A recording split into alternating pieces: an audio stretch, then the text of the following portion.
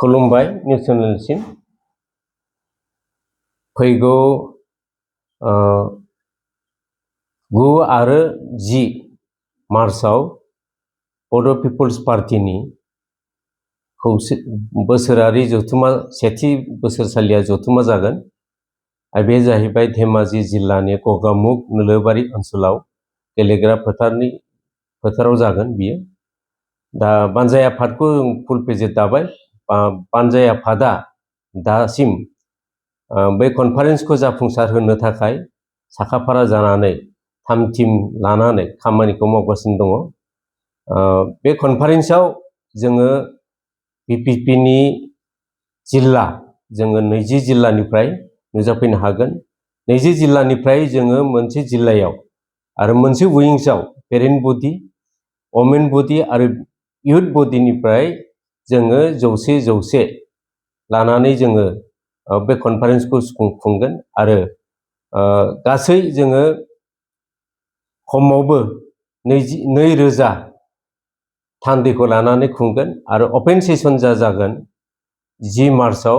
बहाय जोङो सानदों 10,000निफ्राय 15,000सिम जोङो रायजो राजाफोरखौ लानानै खुंगोन आरो बे अपेन सेसनाव मानिजाथाव बिटिसिनि चिफ हाग्रामा महिलारि बिथांखौ जोङो गाहाय आलासि महरै हांख्रायदों। बिथाङा फैनायनि थाखाय खोथा होदों आरो आसाम सरकारनि केबिनेट मिनिस्टार चरण बर' बिथाङा फैगोन आरो आसाम सरकारनिनो गुबुन गुबुन बिफानाव थानाय प्रनज पेगु डांगरिया बिथांखौबो जोङो हांख्रायगोन आरो गुबुन गुबुन इन्टेलेक्चुयेल महलनि जायफोर दैदेनगिरि बिथांमोनखौ जोङो हांख्रायगोन बे मेलाव जाफुंसार होनो आरो बाहागो लानो थाखाय। बेजों लोगोसे जा बे बोसोरसालिया जथुमा, बे बोसोरसालियानि जथुमानि थांखियानो जाहैबाय जों बिटिसिनि बायजोआव बर'फोरनि गेजेराव मोनसे राजखान्थि दोलो जोङो दादों। बे दोलोखौ जोंनि मावफारि थांखि आरो बिथांखिखौ जोङो सावरायगोन आरो जों बोरै आवगायलांगोन, बे बर' पिपल्स पार्टिया जों बोरैहाय आवगायलांनो हागोन, फैगौ समफ्राव जोङो बर' कसारि वर्ल्ड अट'नमास काउन्सिलाव जोङो बाहागो लागोन, बेफोरनि थाखाय जोङो बोरै थाम-थिम जानांगौ बेफोरखौ सावरायगोन। बेजों लोगोसे जोंनि जायफोर जेंना जेथो बर' कसारि वर्ल्ड अट'नमास काउन्सिलाव थानाय माखासे जेंना जेथोखौ जों बोरै सुफुंनो हायो, सरकारनो, आसाम सरकारनो आरो सेन्ट्रेल सरकारनो बोरैहाय जोङो आसि थिन्थानानै बुंनानै सुफुंनो हायो, बेफोरखौ जों सावरायगोन। दा गोबां जोंहा जेंना दं। बर' कसारि वर्ल्ड अट'नमास काउन्सिल थांनाय 2021 मायथाइनि 17 फेब्रुवारियाव दानाय जादोंमोन। दिनैसिम बोसोरबा बारलांबाय। बर' कसारि वर्ल्ड अट'नमास काउन्सिलाव नियम बादियै दा गामि सोसननायनि थाखाय, समस्ति दानायनि थाखाय, भटार लिस्ट थि खालामनायनि थाखाय बेखौ बिबानाव दंमोन बर' कसारि वर्ल्ड अट'नमास काउन्सिलनि दैदेनगिरि बिथांमोना। दिनैसिम जों नुनो मोनबाय बोसोरबा बारलांबाय, बोसोरबा बारसेयावबो बिथांमोना जेबो खामानि मावनायखौ जों नुवाखिसै।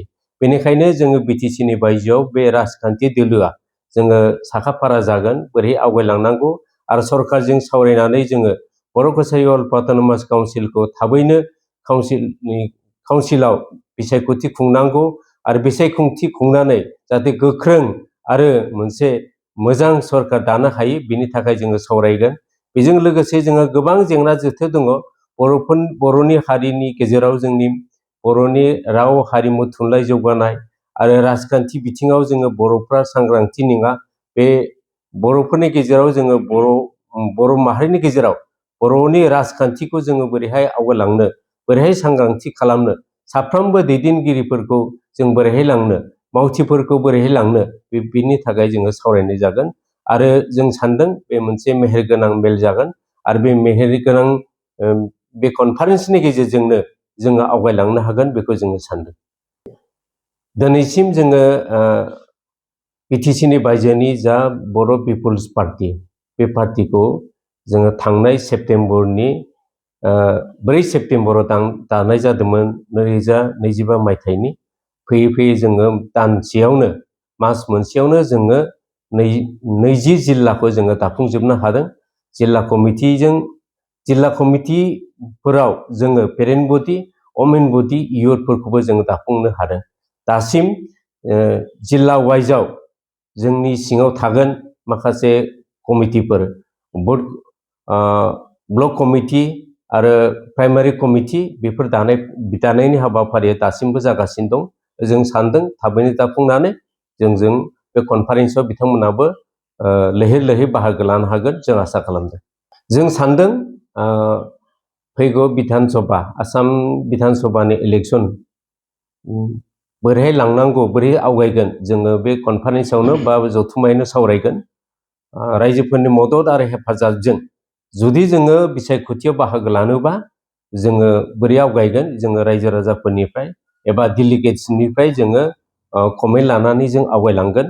मानोना होनबा राजखान्थि दोलोखौ आवगायलांनोबा जोङो साफ्रोमबो रायजो राजा मदद आरो हेफाजाब नांगोन साफ्रोमनिबो आरो दैदेनगिरिफोरनिबो ग्रासरुट लेभेलसिम जोङो सापर्ट मोननांगोन होनबासो जों आवगायलांनो हागोन। बेनिखायनो जों बे कनफारेन्सआवनो जों गुवारैनो सावरायगोन जों बोरै आवगायलांगोन। गोजोन्थों।